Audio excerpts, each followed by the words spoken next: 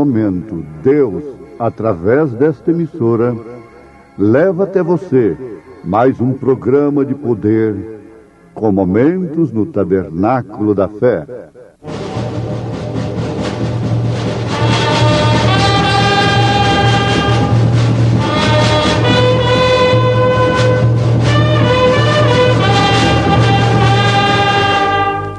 Fé para vencer. Somente crer, somente crer, tudo é possível, somente crer, somente crer, somente crer, tudo é possível, somente crer.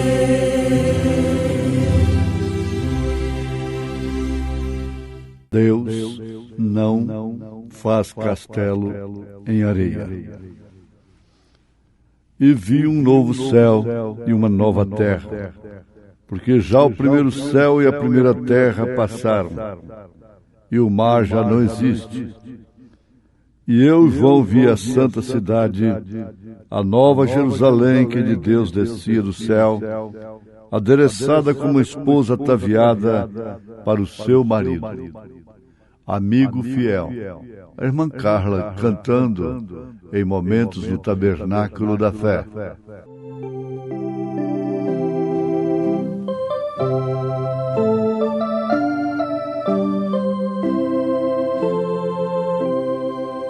Como é bom viver ao lado de Jesus.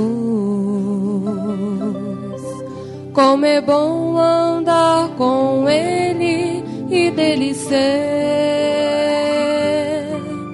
Viva Cristo em minha vida, venha ser minha saída dos perigos que me atacam sem parar.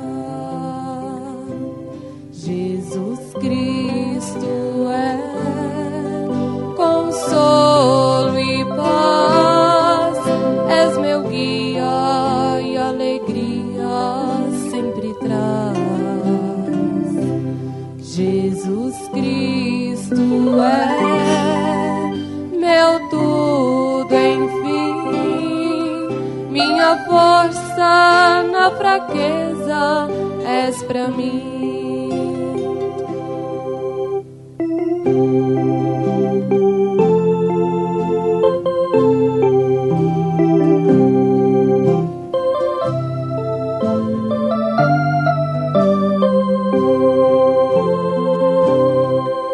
Como é bom ter a certeza que Jesus dos amigos é o amigo mais fiel. Ele não me desampara nos momentos mais cruéis e me dá a certeza de morar no céu. Jesus Cristo é consolo e paz, és meu guia e alegria sempre traz. Jesus Cristo é meu tudo, enfim, minha força na fraqueza, és pra mim. Jesus Cristo é consolo e paz, és meu guia e alegria sempre traz. Jesus Cristo é meu tudo, enfim, minha força na fraqueza, és pra mim. Minha força na fraqueza, pra mim.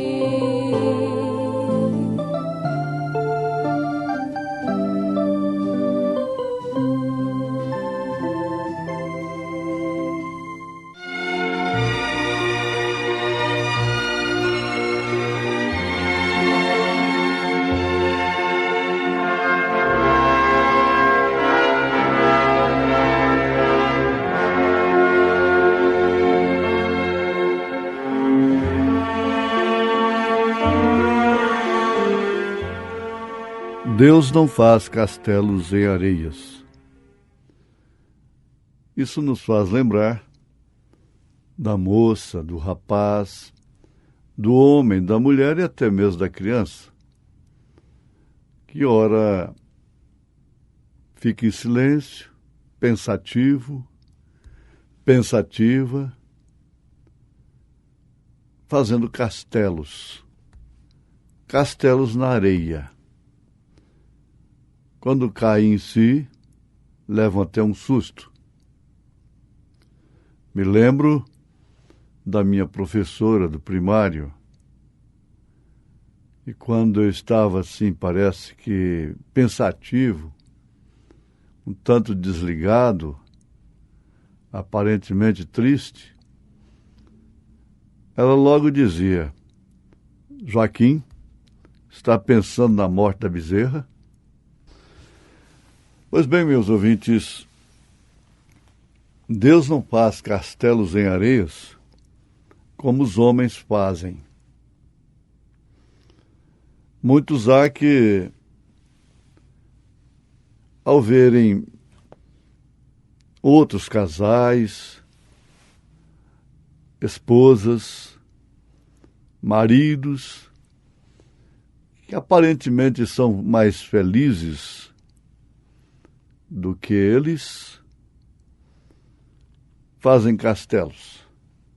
Ah, se eu tivesse uma esposa como aquela. Ah, se eu tivesse um marido como aquele. Ah, se eu tivesse uma fazenda. E por aí você vai indo. Deus nunca vai ser encontrado, nunca pode ser encontrado pensando: ah, se eu tivesse me casado com a batista, ao invés de ter casado com a presbiteriana. Ah, se eu tivesse casado com a católica, em vez de ter casado com a do tabernáculo da fé.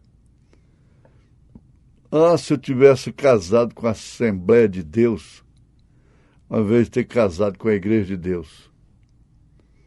Como quem ficou frustrado na sua grande aventura de ter uma esposa eterna. Não. Deus não faz castelos na areia. E o profeta de Deus nos mostra na mensagem Futuro Lar do noivo celestial e da noiva terreal, que nós estávamos nos pensamentos de Deus, atributos do pensamento de Deus é que somos. Ele não pensou numa pessoa que ele não pudesse tê-la. Jesus disse: ninguém pode vir a mim a menos que o Pai envie. E ele afirma em São João capítulo 10, dizendo que as ovelhas do Pai ninguém pode arrebatar. E logo, no versículo seguinte, ele afirma: ninguém as arrebata de minhas mãos. Ele não perde, ele não pensou em vão, ele não fez castelo na areia para ter você na eternidade. Isso é que tem que ser considerado. E como infinito que é, por isso onipresente, onisciente, onipotente, tendo presciência, ele colocou seu nome no livro da vida do Cordeiro desde antes da fundação do mundo. Deus não pode te perder. Isso seria um fracasso de sua parte. Ele não pode te perder. Guarde isto. Ele pode até te recolher, tirar da terra antes do tempo, mas te perder não. Isto falando da alma. Isso falando do ser, que é um atributo do pensamento de Deus, porque, afinal de contas, ele não faz castelo em areias. Temos o quadro do ministério pessoal de Jesus na terra. Ele nasceu como filho de Deus, morreu como filho de Deus, ressuscitou como o Filho de Deus, sendo o próprio Deus. Sendo o atributo máximo de Deus, habitando nele corporalmente toda a plenitude da divindade. Não teve nenhuma tentação que pudesse levar a Jesus a oscilar, a dizer assim, bom, eu vou pensar, depois te dou a resposta. Não. Ele foi tentado em tudo que um homem possa ser tentado. Tudo que você possa imaginar que um homem enfrenta no sentido de tentação, ele enfrentou. Se ele deixasse de ser tentado em uma coisinha qualquer, ali Satanás pegaria toda a humanidade. Formaria seu elo. Mas ele foi tentado em tudo. Assim diz o Senhor, assim diz a Bíblia. Agora, voltamos a afirmar. Ele não teve que pedir um prazo. Amanhã eu te darei a resposta. Você sabe que, estando na mulher, no homem, aquele homem, aquela mulher não pede prazo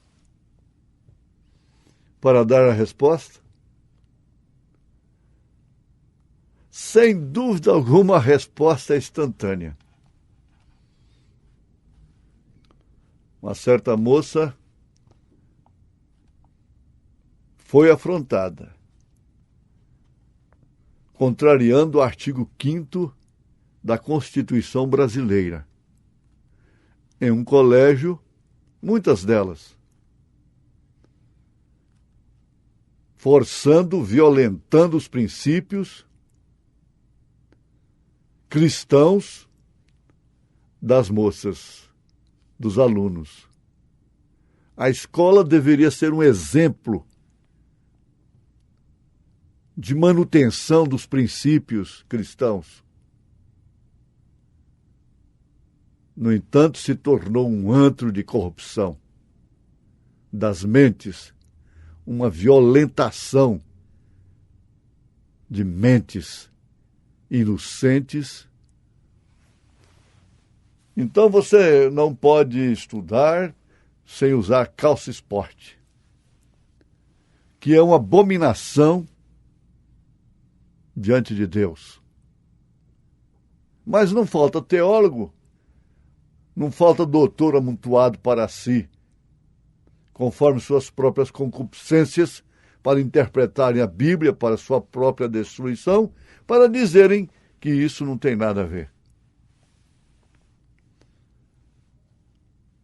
Então você vai pedir uma carta para o seu pastor que você não pode usar calças compridas. A moça não pediu prazo. Disse, não, eu não vou pedir carta nenhuma para o meu pastor. Ainda que ele me desse, permitindo, eu não vestiria. É o que elas deveriam fazer. Se o povo quiser, você sabe, essas aberrações não poderiam acontecer se quisesse. Isso é uma violentação dos princípios. Mas ela, como tantas outras, não titubeou, não pediu prazo. E foi o que Eva deu para a serpente. Foi prazo e prazo e mais prazo, e amanhã de novo, e não sabemos quantos anos, quantos séculos aquilo operou, até que aconteceu. Voltamos a afirmar, Deus não faz castelos em areias. Você não é um castelo feito em areia. Se você foi um castelo feito por aquele rapaz na areia, você vai saber já a razão do porquê seu casamento foi de água abaixo. E você também fez do casamento uma fantasia. Do amor, uma fantasia. E tudo isso deu no que tem dado e vai dar. Agora, indo para as Escrituras, a palavra de Deus, a Bíblia Sagrada, Jesus, no seu ministério pessoal aqui na terra, não foi reconhecido definitivamente por aqueles que não eram atributos do pensamento de Deus. Agora, você já pensou um pensamento de Deus sujo como Maria Madalena? Sujo como a samaritana? Sujo como o ladrão crucificado ao lado direito, arrependido? Sujo como Pedro, como João, como qualquer ser humano? E logo ser um atributo do pensamento de Deus? Logo estar entre aqueles que estariam no cenáculo, sendo cheios do Espírito Santo, sendo cheios do próprio Deus.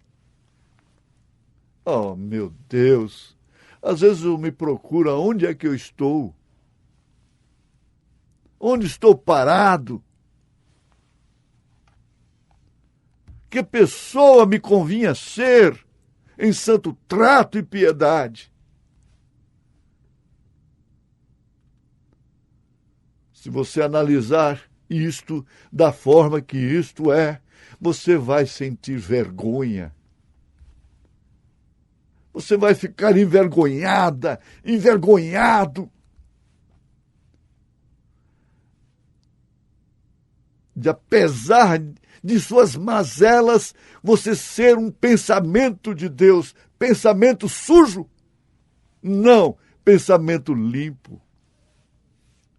Lavado e redimido no sangue de Jesus Cristo. Isso é tremendo. Agora, ele está ali dizendo, eu como Deus me enganei a respeito dele, a respeito dela. Não esperava isso dele, não esperava isso dela. Como ficam os caquejaradores da vida, cacarejando, quando ficam sabendo de tal e tal coisa. Cacarejando como galinhas, ladrando como cães, expressando as suas naturezas. Ora, você encontra em si próprio, um rastro, um sinal que você é um pensamento de Deus. Vamos, tenha coragem. Entre véu adentro. dos fatos e da realidade. Pense no que é um altar e tenha coragem, ousadia. Hebreus capítulo 10. Tenha coragem, ousadia para entrar. E você vai constatar que apesar de tudo que te envergonha, você é um atributo do pensamento de Deus. Foi isso que salvou uma pobre mulher já de idade num bar, suando ali entre homens, fumando, bebendo. O profeta de Deus teve que entrar ali buscando alguma coisa para comer. E quando ele viu aquele quadro, ele pensou, por que Deus não varre uma peste desta do mundo? Que será da minha filha, do meu filho, das minhas filhas? Que quadro horrendo! Deus o chamou lá fora e mostrou para ele aquele arco-íris de sangue.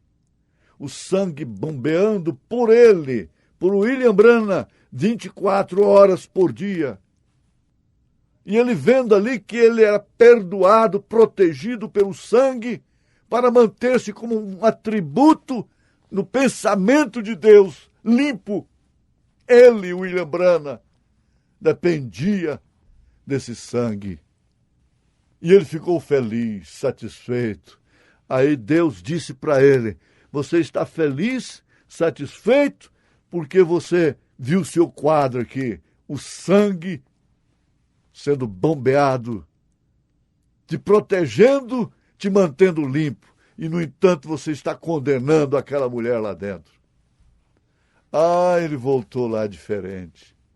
Terminou nisto. Ela, tanto quanto os demais, aquele militar que estava contra a lei, jogando na máquina de papa-níquel, todo mundo do bar caindo de joelhos. E ela estava na reunião da noite e foi salva, lavada pelo mesmo sangue que lava o profeta de Deus. Nós temos que passar por engenhos. Nós temos que passar por valados. Nós temos que passar por experiências amargas, tristes, para sabermos o que significa essa graça, essa misericórdia, para saber o que significa ser um atributo no pensamento de Deus, cidadão do futuro lar, do noivo celestial e da noiva terrenal. Não é fruto de um processo religioso, denominacional, organizacional.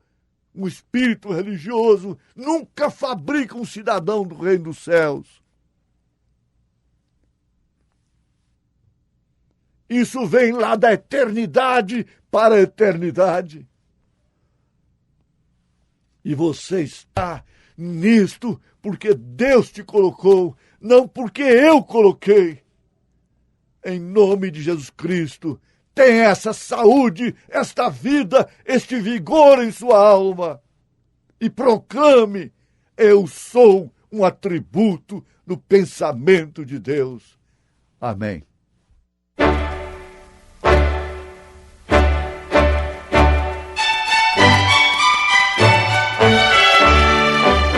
Ouvintes, volte a nos ouvir amanhã novamente neste mesmo horário, nesta emissora, se o Senhor nos permitir, com fé no Filho de Deus, a fé que vence o mundo.